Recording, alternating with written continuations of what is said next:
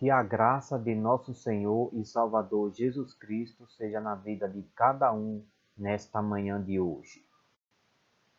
Meus amados, nesta manhã de hoje eu quero trazer o seguinte tema: as dores de parto. Preste bem atenção no tema, dores de parto.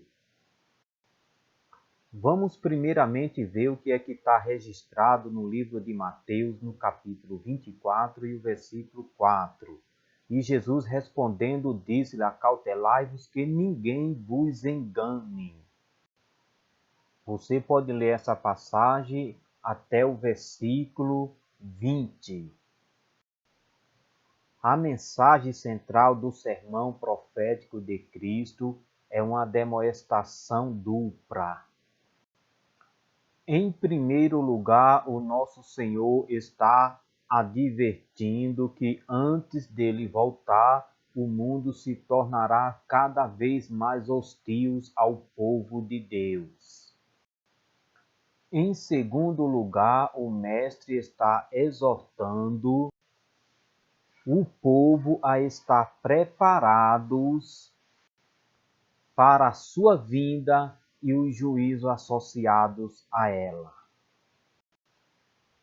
Esse tema domina todo o sermão, incluindo a parábola do sermão, a parábola do fim. Há elementos difíceis das profecias de Cristo que podem ser de difícil compreensão.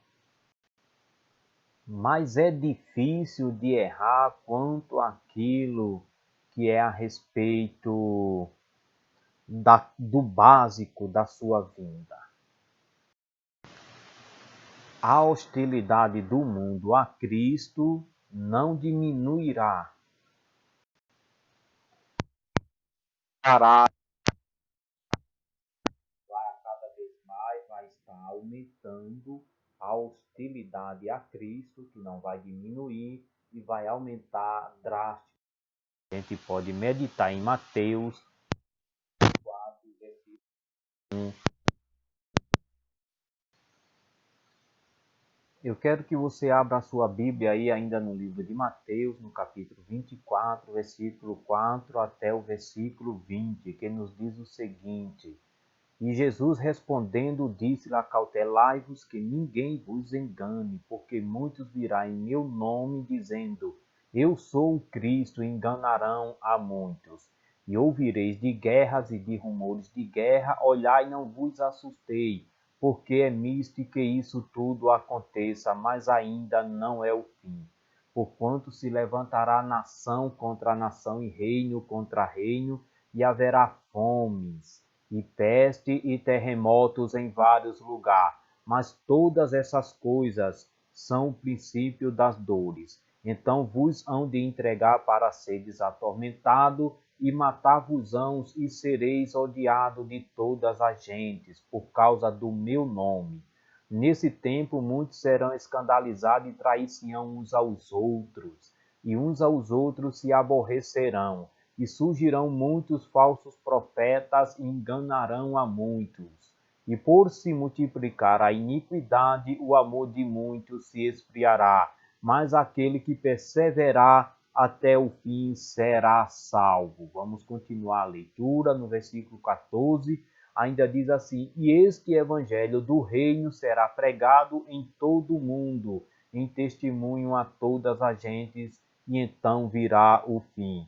Quando, pois, vide que a abominação da desolação de que falou o profeta Daniel, até no lugar santo, quem lê que entenda. Então os que estiverem nas Judéias, que fujam para os montes, e quem estiver sobre o telhado, não desça para tirar coisa de sua casa, alguma coisa de sua casa.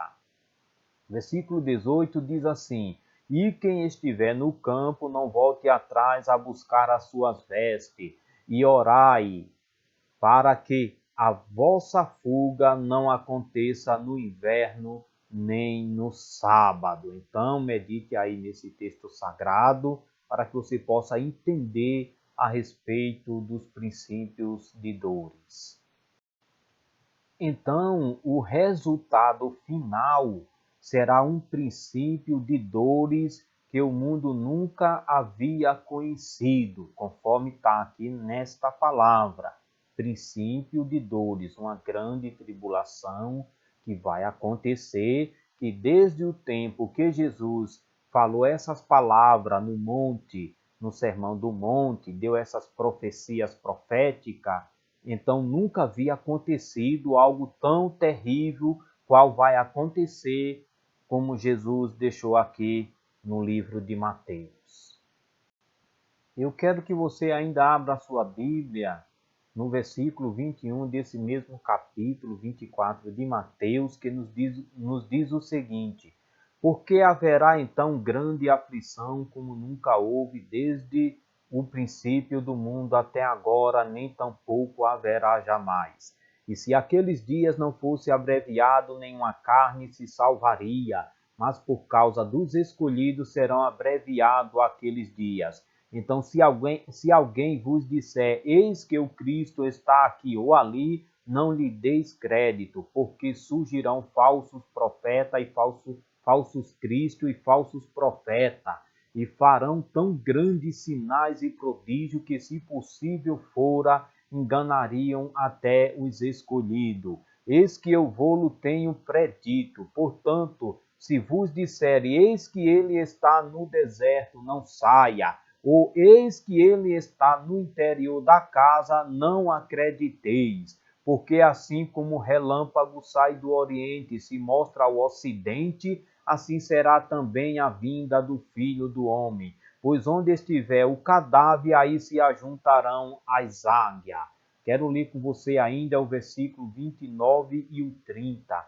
E logo depois da aflição daqueles dias, o sol escurecerá e a lua não dará a sua luz, e as estrelas cairão do céu, e as potências dos céus serão abaladas. Então aparecerá no céu o sinal do Filho do Homem, e todas as tribos da terra se lamentarão e verão o Filho do Homem vindo sobre as nuvens do céu com poder e grande glória. Então vamos estar pronto para quando chegar esse grande dia em que nós estaremos ao lado do nosso Senhor e Salvador. E quando Cristo finalmente voltar, no fim daqueles dias de grande tribulação, ninguém deixará de notar a sua vinda. A partir do versículo 30 até o versículo 51, a gente podemos notar que nenhum dos seus inimigos, nenhum inimigo escapará da sua retribuição. Então Deus, o Senhor Jesus Cristo, vai retribuir aos inimigos conforme os seus atos durante esse período de grande aflição. Em nenhuma passagem o nosso Senhor sugere o tipo de cenário profético que os pós-milenistas imaginam, onde os esforços evangélicos e sociais da igreja acabam ganhando o mundo para Cristo e estabelecendo o seu reino terreno, preparando assim o caminho para a sua volta. Não é de se admirar que os pós-milenistas promovam a interpretação profética do sermão profético. Neste caso aqui, os pós-milenistas promovem uma interpretação preterística do sermão profético no monte, onde Jesus ali junto com seus discípulos estava ensinando a respeito da sua vinda gloriosa em poder e grande glória. Dando assim o significado dessa passagem para um evento ocorrido há muito tempos atrás, no século I. Eles eliminam, neste caso aqui, elimina o problema de conciliar as profecias decididas né, pelo Senhor Jesus Cristo naquele grande dia, né, no dia que ele estava decidindo a respeito do que iria acontecer. Neste caso aqui, eles eliminam esses problemas das profecias decididamente. E neste caso, eles são pessimistas desse sermão com o seu ponto de vista otimista do fundo do mundo. Lembre-se que o sermão profético foi proferido a um grupo de discípulos que cuidavam que logo havia de manifestar o reino de Deus, que está em Lucas, no capítulo 19 e o versículo 11. Aqui, essas palavras, Cristo estava deixando bem claro que o terreno que ele esperava pertencia ao futuro escatológico. Embora Cristo tenha se recusado a fixar uma hora ou data para esses eventos, que está em Mateus, no capítulo 24 e o versículo 36. Vamos ler e vamos conferir o que é que diz. Porém, daquele dia e hora ninguém sabe, nem os anjos dos céus, nem o Filho, mas unicamente meu Pai. Ele descreveu muitos sinais que indicariam que aquele tempo estava se aproximando. E todos estes sinais apontam para um tempo de tribulação. Uma tribulação diferente de qualquer outro na história do mundo. Um tempo tão repleto de aflições e sofrimento que, se Cristo não intervisse, todos na terra morreriam. Vamos dar uma conferida no versículo 21 e o versículo de número 22. Porque haverá então grande aflição como nunca houve desde o princípio do mundo até agora, nem tampouco haverá jamais. E se aqueles dias não fosse abreviado, nenhuma carne se salvaria, mas por causa dos escolhidos são abreviados aqueles dias. As aflições que Cristo descreve em Mateus, no capítulo 24, fazem um paralelo muito próximo com os juízos descritos em Apocalipse, capítulo 7 ao capítulo 19. Lá em Apocalipse, neste capítulo 7 ao 19, trata de terríveis juízos que vai acontecer durante o período da grande tribulação. É um período de derramamento da ira do Senhor e é chamado o grande dia do Senhor. É um dia de dor, é um dia de sofrimento, de muita angústia, de muitas aflições. Trata ali, a partir desses capítulos, os terríveis juízos descritos no livro de Apocalipse, a grande aflição.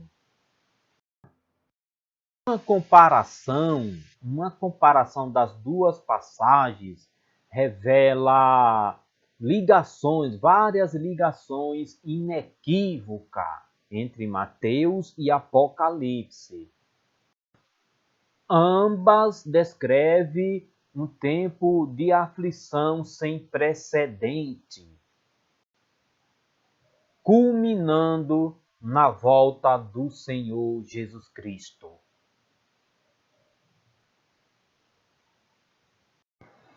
A única interpretação razoável é que ambas se referem ao mesmo período cataclísmico, um período cataclismo de angústia, tribulação, uma tribulação sem precedente.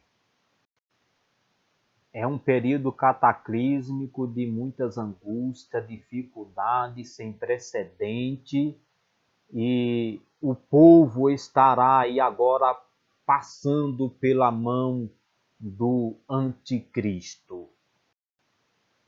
O capítulo 7, versículo 14 do livro de Apocalipse refere-se a esse tempo como o tempo da grande tribulação, empregando o artigo definido para significar que é um período escatológico específico.